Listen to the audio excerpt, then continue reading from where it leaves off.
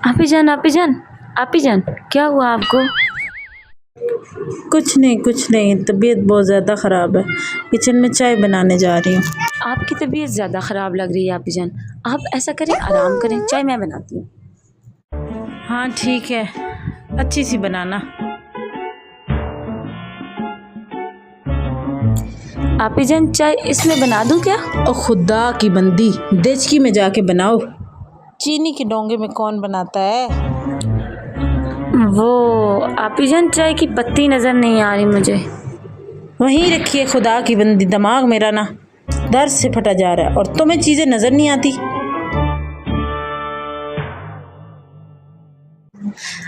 आपी दूध कितना डालना है आप बताना जरा। तुम पियोगी चाय?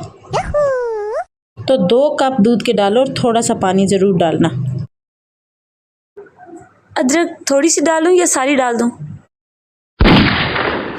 ओ भाई थोड़ी सी काट के डालो, हांडी नहीं पकानी।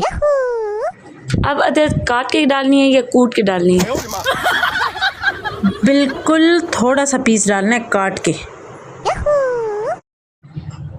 आपी वो उसमें चीनी कितनी डालनी है सच्ची? जिंदगी अजाब होगी। हटो हटो, मैं खुद ही जाके बना लेती हूँ।